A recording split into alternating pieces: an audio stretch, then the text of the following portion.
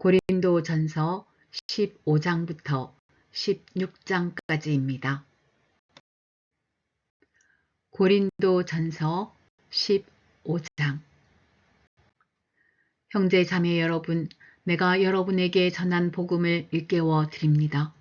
여러분은 그 복음을 전해 받았으며 또한 그 안에 서 있습니다.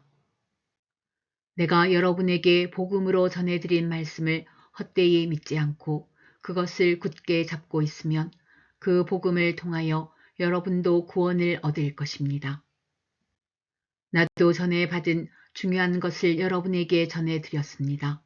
그것은 곧 그리스도께서 성경대로 우리 죄를 위하여 죽으셨다는 것과 무덤에 묻히셨다는 것과 성경대로 사흘날에 살아나셨다는 것과 게바에게 나타나시고 다음에 12 제자에게 나타나셨다고 하는 것입니다.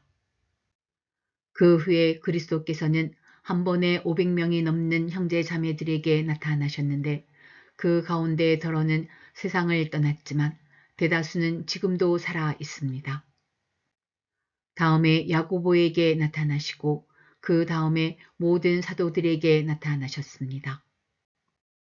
그런데 맨 나중에 달이 사지 못하여 난 자와 같은 나에게도 나타나셨습니다. 나는 사도들 가운데서 가장 작은 사도입니다. 나는 사도라고 불릴 만한 자격도 없습니다. 그것은 내가 하나님의 교회를 박해했기 때문입니다. 그러나 나는 하나님의 은혜로 오늘의 내가 되었습니다. 나에게 베풀어 주신 하나님의 은혜는 헛되지 않았습니다. 나는 사도들 가운데 어느 누구보다도 더 열심히 일하였습니다. 그러나 이렇게 한 것은 내가 아니라 나와 함께 하신 하나님의 은혜입니다. 그러므로 나나 그들이나 할 것 없이 우리는 이렇게 전파하고 있으며 여러분은 이렇게 믿었습니다. 그리스도께서 죽은 사람 가운데서 살아나셨다고 우리가 전파하는데 어찌하여 여러분 가운데 더러는 죽은 사람의 부활이 없다고 말합니까? 죽은 사람의 부활이 없다면 그리스도께서도 살아나지 못하셨을 것입니다. 그리스도께서 살아나지 않으셨다면 우리의 선포도 헛되고 여러분의 믿음도 헛될 것입니다. 우리는 또한 하나님을 거짓되이 증언하는 자로 판명될 것입니다. 그것은 죽은 사람이 살아나는 일이 정말로 없다면 하나님께서 그리스도를 살리지 아니하셨을 터인데도 하나님께서 그리스도를 살리셨다고 하나님에 대하여 우리가 증언했기 때문입니다. 죽은 사람들이 살아나는 일이 없다면 그리스도께서 살아나신 일도 없었을 것입니다. 그리스도께서 살아나지 않으셨다면 여러분의 믿음은 헛된 것이 되고 여러분은 아직도 죄 가운데 있을 것입니다. 그리고 그리스도 안에서 잠든 사람들도 멸망했을 것입니다. 그리스도 안에서 우리가 바라는 것이 이 세상에만 해당되는 것이라면 우리는 모든 사람 가운데서 가장 불쌍한 사람일 것입니다. 그러나 이제 그리스도께서는 죽은 사람들 가운데서 살아나셔서 잠든 사람들의 첫 열매가 되셨습니다. 한 사람으로 말미암아 죽음이 들어왔으니 또한 한 사람으로 말미암아 죽은 사람의 부활도 옵니다. 아담 안에서 모든 사람이 죽는 것과 같이 그리스도 안에서 모든 사람이 살아나게 될 것입니다. 그러나 각각 제 차례대로 그렇게 될 것입니다. 첫째는 첫 열매이신 그리스도요. 그 다음은 그리스도께서 재림하실 때에 그리스도께 속한 사람들입니다. 그때가 마지막입니다. 그때에 그리스도께서 모든 통치와 모든 권위와 모든 권력을 폐하시고 그 나라를 하나님 아버지께 넘겨드리실 것입니다. 하나님께서 모든 원수를 그리스도의 발 아래에 두실 때까지 그리스도께서 다스리셔야 합니다. 맨 마지막으로 멸망받을 원수는 죽음입니다. 성경에 이르기를 하나님께서 모든 것을 그의 발 아래에 굴복시키셨다 하였습니다. 모든 것을 굴복시켰다고 말할 때에는 모든 것을 그에게 굴복시키신 분은 그 가운데 들어있지 않은 것이 명백합니다. 그러나 모든 것이 하나님께 굴복당할 그때에는 아들까지도 모든 것을 자기에게 굴복시키신 분에게 굴복하실 것입니다. 그래서 하나님은 만유의 주님이 되실 것입니다. 죽은 사람들이 살아나지 않는다면 죽은 사람들을 위해서 세례를 받는 사람들은 무엇하려고 그런 일을 합니까? 죽은 사람이 정말로 살아나지 않는다면 무엇 때문에 그들은 죽은 사람들을 위하여 세례를 받습니까? 그리고 또 우리는 무엇 때문에 시시각각으로 위험을 무릅쓰고 있습니까? 형제 자매 여러분, 나는 감히 단언합니다. 나는 날마다 죽습니다. 이것은 우리 주 예수 그리스도께서 여러분에게 하신 그 일로 내가 여러분을 자랑스럽게 여기는 것만큼이나 확실한 것입니다. 내가 에베소에서 맹수와 싸웠다고 하더라도 인간적인 동기에서 한 것이라면 그것이 나에게 무슨 유익이 되겠습니까? 만일 죽은 사람이 살아나지 못한다면 내일이면 죽을 터이니 먹고 마시자 할 것입니다. 속지 마십시오. 나쁜 동무가 좋은 습성을 망칩니다. 똑바로 정신을 차리고 죄를 짓지 마십시오. 여러분을 부끄럽게 하려고 내가 이 말을 합니다만 여러분 가운데서 더러는 하나님을 아는 지식이 없습니다. 그러나 죽은 사람이 어떻게 살아나며 그들은 어떤 몸으로 옵니까? 하고 묻는 사람이 있을 것입니다. 어리석은 사람이여, 그대가 뿌리는 씨는 죽지 않고서는 살아나지 못합니다. 그리고 그대가 뿌리는 것은 장차 생겨날 몸 그 자체가 아닙니다. 밀이든지 그 밖에 어떤 곡식이든지 다만 씨앗을 뿌리는 것입니다. 그러나 하나님께서는 원하시는 대로 그 씨앗에 몸을 주시고 그 하나하나의 씨앗에 각기 고유한 몸을 주십니다. 모든 살이 똑같은 살은 아닙니다. 사람의 살도 있고 짐승의 살도 있고 새의 살도 있고 물고기의 살도 있습니다. 하늘에 속한 몸도 있고 땅에 속한 몸도 있습니다. 하늘에 속한 몸들의 영광과 땅에 속한 몸들의 영광이 저마다 다릅니다. 해의 영광이 다르고 달의 영광이 다르고 별들의 영광이 다릅니다. 별마다 영광이 다릅니다. 죽은 사람들의 부활도 이와 같습니다. 썩을 것으로 심는데 썩지 않을 것으로 살아납니다. 비천한 것으로 심는데 영광스러운 것으로 살아납니다.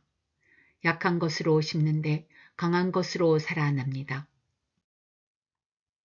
자연적인 몸으로 심는데 신령한 몸으로 살아납니다. 자연적인 몸이 있으면 신령한 몸도 있습니다.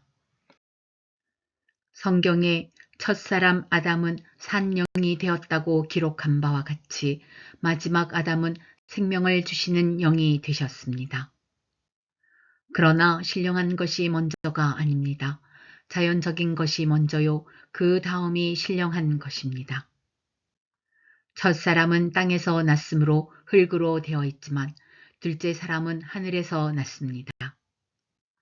흙으로 빚은 그 사람과 같이 흙으로 되어 있는 사람들이 그러하고 하늘에 속한 그분과 같이 하늘에 속한 사람들이 그러합니다. 흙으로 빚은 그 사람의 형상을 우리가 입은 것과 같이 우리는 또한 하늘에 속한 그분의 형상을 입을 것입니다. 형제 자매 여러분, 내가 말하려는 것은 이것입니다. 살과 피는 하나님 나라를 유산으로 받을 수 없고 썩을 것은 썩지 않을 것을 유산으로 받지 못합니다. 보십시오. 내가 여러분에게 비밀을 하나 말씀드리겠습니다.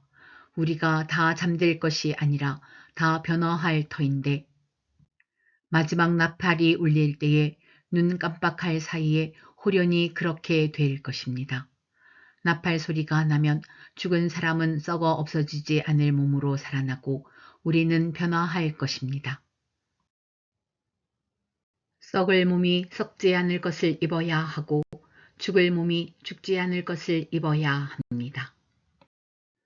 썩을 이 몸이 썩지 않을 것을 입고 죽을 이 몸이 죽지 않을 것을 입을 그때에 이렇게 기록한 성경 말씀이 이루어질 것입니다.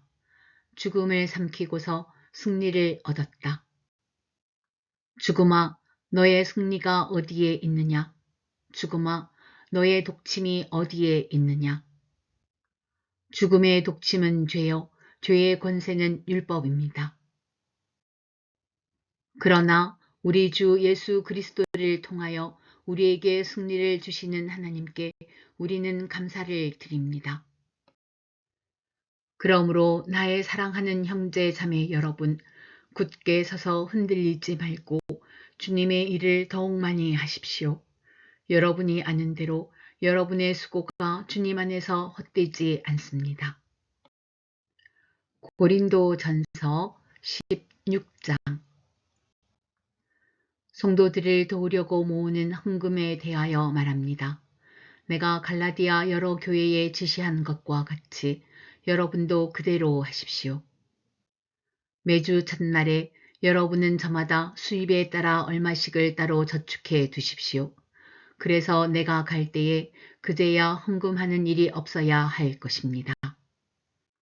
내가 그리로 가게 되면 그때에 여러분이 선정한 사람에게 내가 편지를 써 주어서 그가 여러분의 선물을 가지고 예루살렘으로 가게 하겠습니다.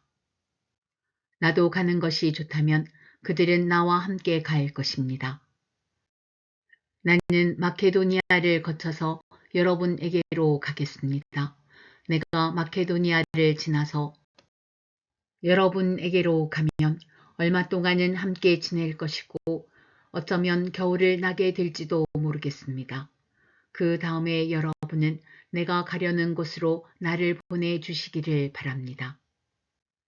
지금 나는 지나가는 길에 잠깐 들러서 여러분을 만나보려는 것은 아닙니다. 주님께서 허락해 주시면 얼마 동안 여러분과 함께 머무르고 싶습니다. 그러나 오순절까지는 에베소에 머물러 있겠습니다. 나에게 큰 문이 활짝 열려서 일을 많이 할 수 있는 기회가 왔습니다. 그러나 방해를 하는 사람도 많이 있습니다. 디모데가 그리로 가거든 아무 두려움 없이 여러분과 함께 지낼 수 있도록 보살펴 주십시오. 그도 나와 마찬가지로 주님의 일을 하는 사람입니다. 그러므로 아무도 그를 업신여겨서는 안 됩니다. 그리고 그가 내게로 돌아올 때에 그를 평안한 마음을 지니게 해서 보내주십시오. 나는 형제들과 함께 그를 기다리고 있습니다. 형제 아볼로에 대하여 말하겠습니다. 내가 그에게 다른 형제들과 함께 여러분에게 가라고 여러 번 권하였지만 그는 지금 갈 마음이 전혀 없습니다. 그러나 적절한 때가 오면 갈 것입니다. 깨어 있으십시오. 믿음에 굳게 서 있으십시오. 용감하십시오. 힘을 내십시오. 모든 일을 사랑으로 하십시오. 형제자매 여러분, 나는 여러분에게 권합니다. 여러분이 아는 바와 같이 스데바나의 가정은 아가야에서 맺은 첫 열매요. 성도들을 섬기는 일에 몸을 바친 가정입니다. 그러므로 여러분도 이런 사람들에게 순종하십시오. 그리고 또 그들과 더불어 일하며 함께 수고하는 각 사람에게 순종하십시오. 나는 스데바나와 부드나도와 아가이고가 온 것을 기뻐합니다. 그것은 여러분을 만나지 못해서 생긴 아쉬움을 이 사람들이 채워주었기 때문입니다. 이 사람들은 나의 마음과 여러분의 마음에 생기를 불어넣어 주었습니다. 여러분은 이런 사람들을 알아주어야 합니다. 아시아에 있는 교회들이 여러분에게 문안합니다. 아굴라와 브리디스와 그 집에 모이는 교회가 다 함께 주님 안에서 진심으로 문안합니다. 모든 형제 자매들이 여러분에게 문안합니다. 거룩한 입맞춤으로 서로 인사하십시오. 나 바울은 친필로 인사의 말을 씁니다. 누구든지 주님을 사랑하지 않는 사람은 저주를 받으라. 마라나타 우리 주님 오십시오. 주 예수의 은혜가 여러분과 함께 있기를 빕니다. 나는 그리스도 예수 안에서 여러분 모두를 사랑합니다. 아멘.